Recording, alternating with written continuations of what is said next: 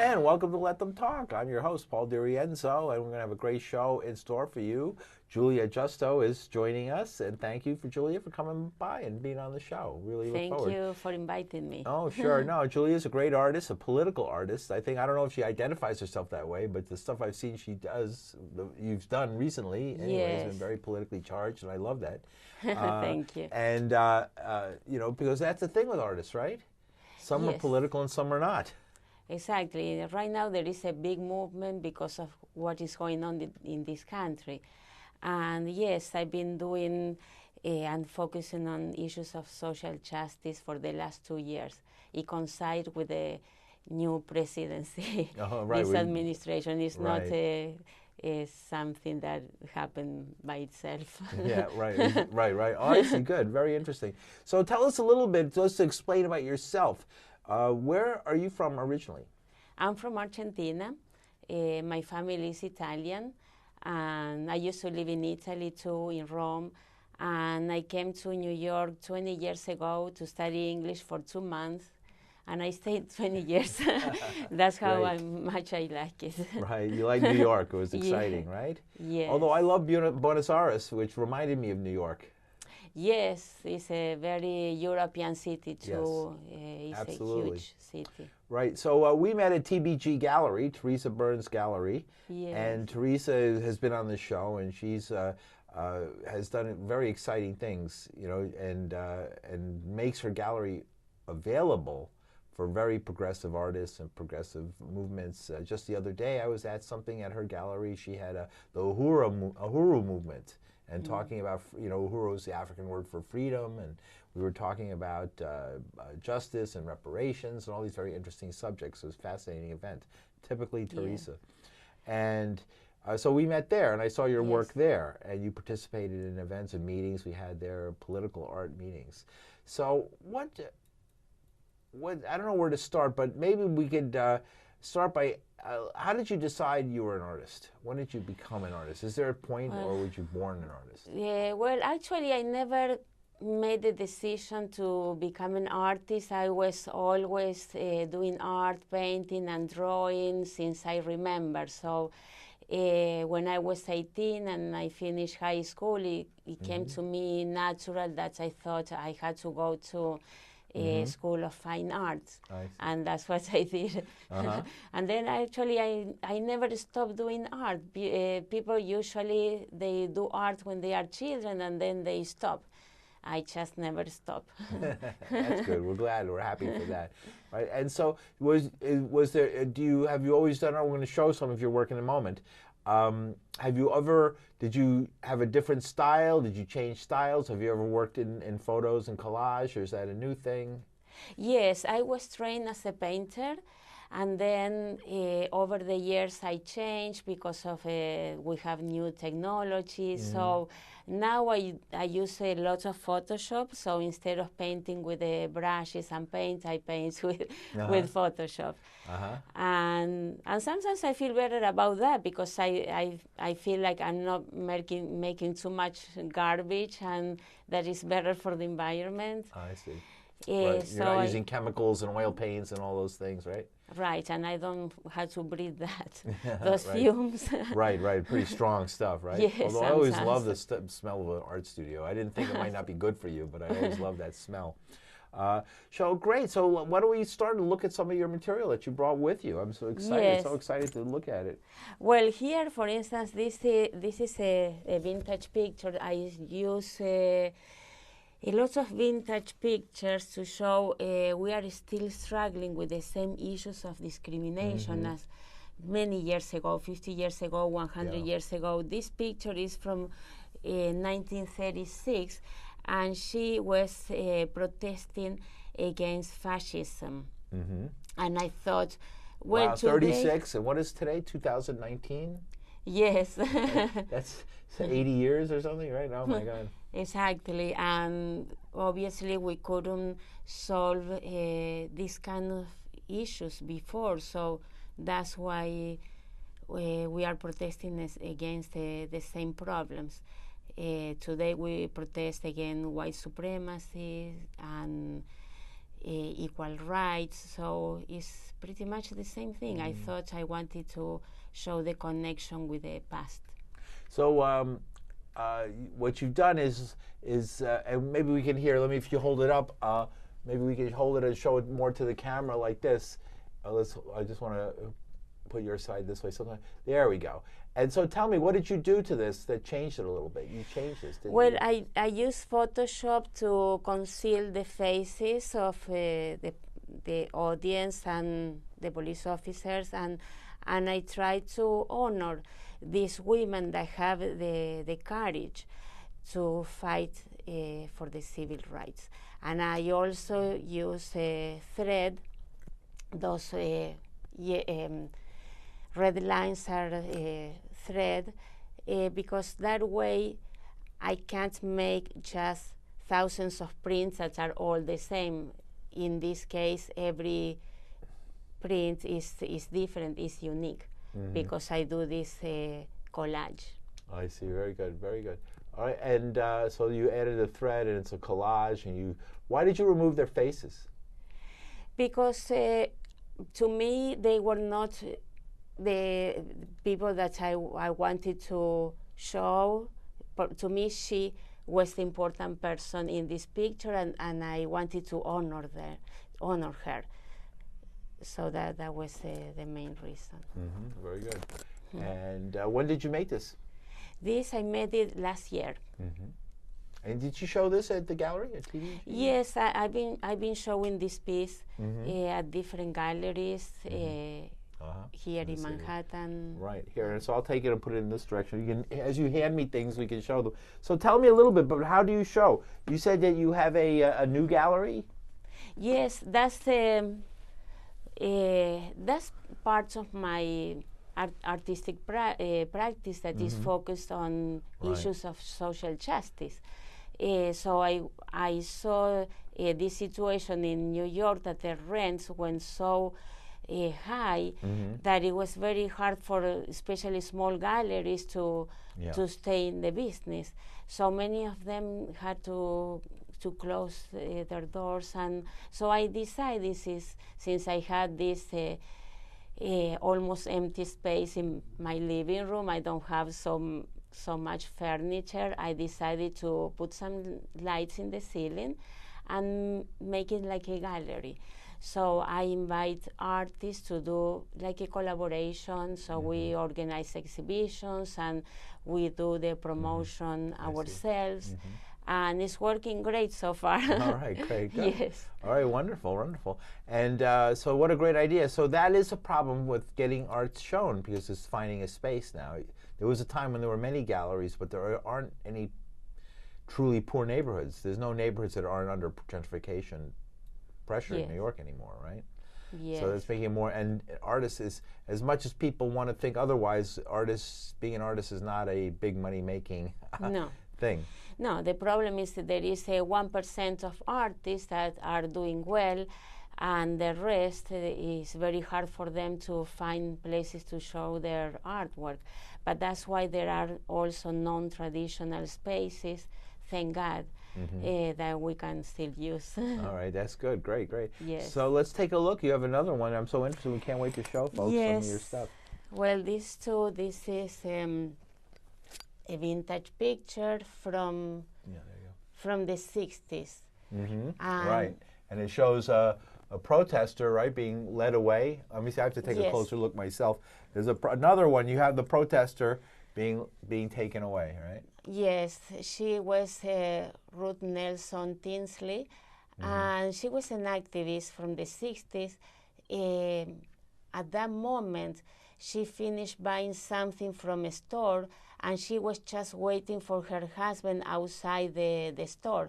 Her husband was a dentist, and they told her that she couldn't stay there because she was a minority, that she had to leave. So that was the reason she got arrested. And she started this movement of calling other minorities that they shouldn't buy in those stores if black people couldn't stay. So they started this boycott that was not convenient for the stores. So the whole thing changed, and the store allowed minorities to stay there and to spend time and to eat inside the store. So she was very courageous. So this is basically a protest that was successful. Yes. Right, Yes. which is good. They don't always fail. They're not just the good fight, right? Just a Yeah. fight for the sake of the fight, but you can't win, but one that actually won. And so you captured that moment here. What do you hope that people, what kind of impression do you want people to get? Is there an impression you're looking for to get from people? Well, I try to bring awareness to issues of social justice, because I think that once people are aware of something, they can put pressure and make changes and talk to their representatives, do something. I mean, art is a powerful tool that artists have been using forever, especially in this kind of moments. Right. Well, how did Donald? How did you take? Did you expect Donald Trump to be elected president? No, that was a smack in my face. I couldn't believe it. Everybody was saying Donald Trump is not going to be a president, and I really believe it, that it's not possible, because I thought this is the first world. I'm used to this kind of politicians and this corruption in my country, in Argentina. That is what happened in the Latin countries, but I thought, not here. This is not possible. So Yeah. It is. actually, We have a saying here: it can't happen here, but of course it can. yes, and it's very scary. So this is similar. Were you in Argentina during these times? Do you remember them? Yes, well, in Argentina we had dictatorship for almost 10 Right. years. And when I was there, many people told me about it. Many people, sat down and told me stories. And I remember the lesson. My one good friend, her boyfriend said to me, he kept saying, "You don't want this to happen in your country." No. What happened to us? And he described it. He said the most horrible thing to him was that the police could come and take somebody away, kick Yeah. their door down. That actually happened, and take people away. And the Yes. neighbors, when the television cameras would come and the reporters would come, what happened? The neighbors would say, "Nothing happened. We didn't see anything happen." Yes, people were very afraid, because it was not democracy. You didn't have any rights, and no presumption of innocence, nothing. And when I saw that movie where they took the child away, and then they would give the children away to other parents from Yes. the left-wing people who were murdered, and that they have still. My friend is a teacher there. They showed me the square of the mothers of the disappeared, Yes. and they have the photographs of all the people who disappeared on a billboard in the middle of the square. And then they Yes. have the university of the mothers of the disappeared, where my friend was a teacher. Yes, that was the worst part of Argentinian history, definitely. Then after that, we had democracy, we had many problems, we still struggling with all these problems, but the moments of the dictatorship, it was definitely the worst. Right, and so Imagine. the only reason I bring that up is I know it's painful, and I often do avoid bringing up with people who I meet the horrors that might have befell their home country before they came to America. But I think it's important for Americans to understand what could happen. Yes, what could happen here. Right, because let's see, Argentina is mostly Europeans. It has an Indian population, but the city of Buenos Aires is a European city. Yes, mostly Europeans. Unfortunately, when the Europeans went to Argentina, they killed most of the indigenous people. Right. But there is still a small percentage. Right. Yes. And so this is a country similar in many ways to ours. Yes. It's not a dissimilar country. We're not going to a country that you would feel like you were in a foreign country. When you go to Buenos Aires, you feel like you're in a country in a city that's similar to anyone you would see in America. It could be New York, it could be Brooklyn, it could be any place, really. It could be Baltimore. Yes. right? It's just another city and full of people just like us, Yes. right? And this happened to them. Exactly. And I hope it doesn't An happen educated ever again. country, Yes. a middle class country in many ways, and Yes. this happened. It used So, to be more middle class, and now, unfortunately, it's more poor. yeah, it's become more poor. That's Argentina, but the reason I bring it up is to show that there's just because you think that you are, from the first world and the more civilized world, and you are the ones who have the education and you have the resources, doesn't mean that you are immune Ah, yes. from Yeah, these that's kind of true. things. Yes. Do you see or feel? I know you were very young at the time, but do you feel any similarities between? Yes. Well, Trump remind me of those dictators, the way that he was talking, and so arrogant. Everything about him reminded me of those people, and it was very scary. But I thought it's not gonna happen, and then. Sometimes I'm still in shock after 2 years. Uh-huh. Unbelievable. I think most of America is still in shock. Yes. Definitely New York is still, we're all still in shock because Donald Trump was elected. And tomorrow, we're talking on Tuesday, tomorrow, Wednesday, there'll be public hearings of his lawyer, Michael Cohen, in which terrible things will be said of Mr. Trump that will be, to any other person, any other time, would be terribly crippling, politically crippling, would lead to resignation, impeachment, charges, indictments, and we are afraid that the reaction from his supporters will, be violent. Yes, but I mean, to me, we shouldn't be afraid of his supporters. We had to use our voice. Otherwise, they would do as they please. That's not possible. Right. Resistance is important right here in this situation. Exactly. Right. Yes. Very good. And resistance works because Exactly. when you go to Argentina now, whatever their problems today, it is no longer a dictatorship in the same way. No. And you can express yourself. Everybody seemed to express themselves to me when I was there. Yes. Very, very freely express themselves. And they did warn me to stay away from the police. Stay away from police and don't go to demonstrations in Argentina unless you're ready for trouble. Right? And so we avoided demonstrations and the police the whole time I was there. But once you did that, it was beautiful and it was fine. So things did change. Yes. They can change. It's not something that is for sure. We can change it by getting involved and by doing things. There's Yes, hope. Exactly. We there have is hope. to. Right. Yes. Well, that's what I tell my daughter. I have a 10-year-old daughter that she was worried when Trump was elected, and her friends too. So the school, she goes to a progressive school, and so the teachers talk to the children and say, don't be afraid. The children were afraid. Yeah. And so we were telling them that they can always use their voice and be part of this big resistance. Right. Very good. So you have another artwork. I call it painting, a photo painting. Let's take a look at it. Yes, this was wow. From 1963, Patricia Stevens-Dew. She was an activist too, and she was getting arrested just because she was asking for civil rights and equal rights. Right, yes. And here's an arrest. And again, you've changed it in the same way using these lines. These are threads, right? Yes, well, there is thread. Some of the lines are Photoshop, but here there is thread. I see, right. Something like I was thinking that guy was just observing and doing nothing.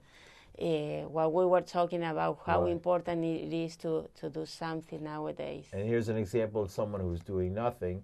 And did you add the sunglasses, or was he wearing sunglasses? No, he was wearing sunglasses. When I see those sunglasses from those days and people like that, you always wonder, what was really going on in his mind, right? When he hides your views, but I can see she's wearing them too. It was just sunny. It was down south and very sunny. And then here you have a circle. Was this is part of the picture as well? Yes, yes. I just cover the background with a black marker because I thought this could happen in any place. Mm-hmm. It doesn't matter what the background is; it could happen anywhere. Yes, It can happen here. it can happen here So and you now. were at how long ago? When did you do this painting? This picture? Last year. Mm-hmm. Yes. So it can happen here is the Yes. And it did happen here because this is a famous photograph. It's based on a famous photograph. Yes. I love photojournalism. You see me with my camera all the time, right? I Yes. take that camera everywhere. And Yes. always looking for this kind of picture. And the courage of the woman in this picture is amazing. She Yes. is not losing her composure. She is not resisting, but she is not helping them either. Right. She's just being herself. And it's And very yes. and bearing witness in a way to these other guys, Yes. in my opinion. Wow.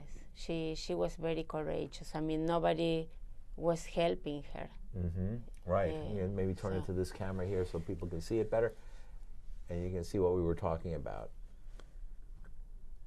And powerful picture.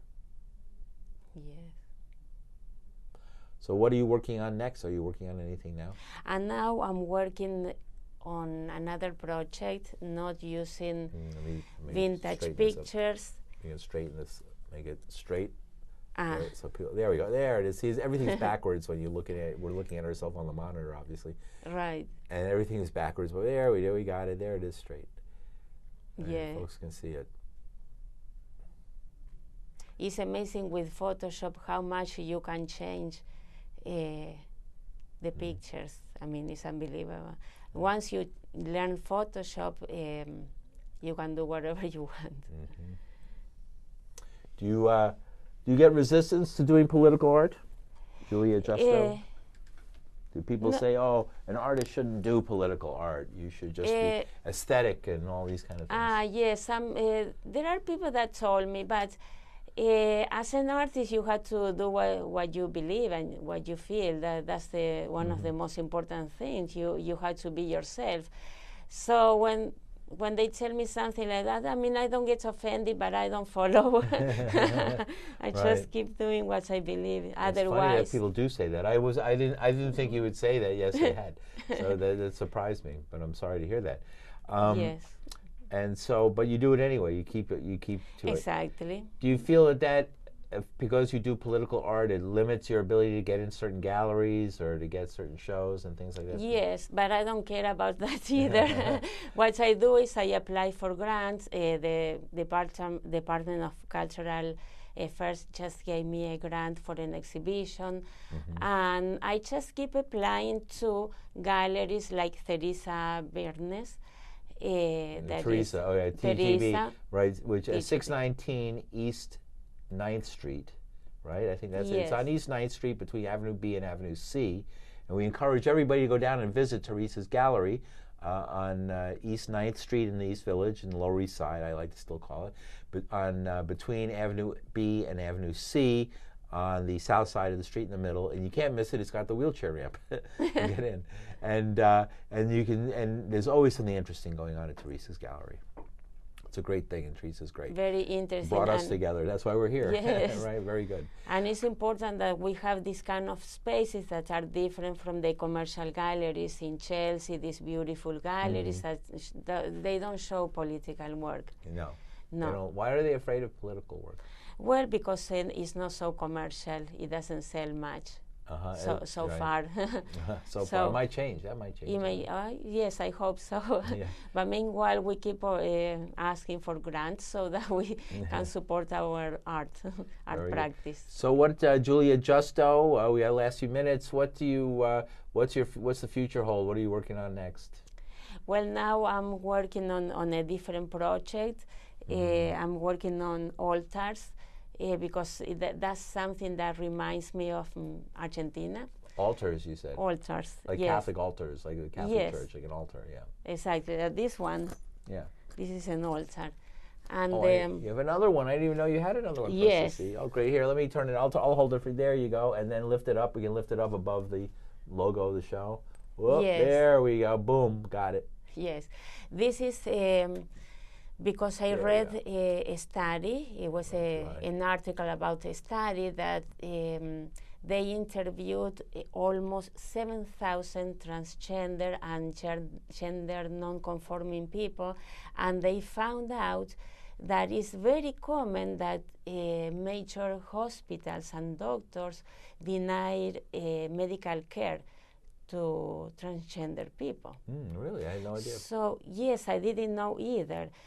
So, I wanted to bring awareness to this problem, and I used the altars as a manifestation of the real possibility of losing a loved one because of this discrimination Right. in medical settings. Sure.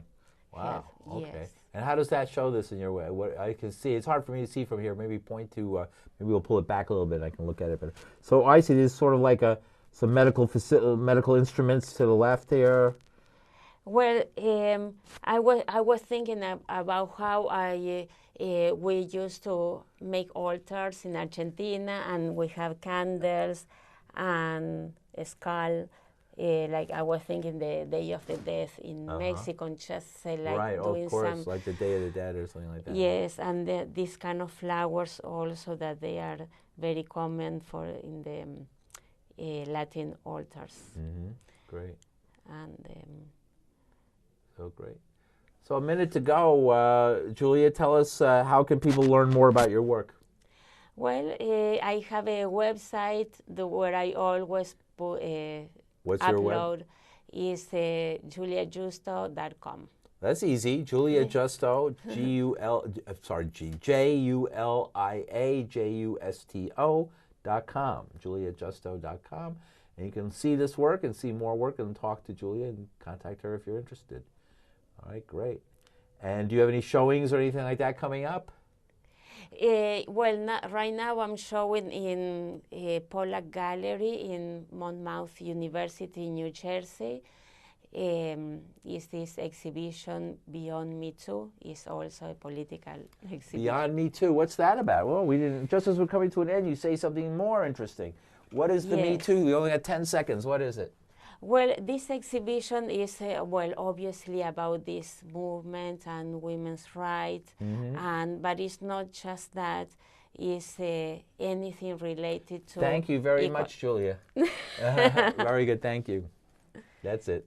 Oh, that's it.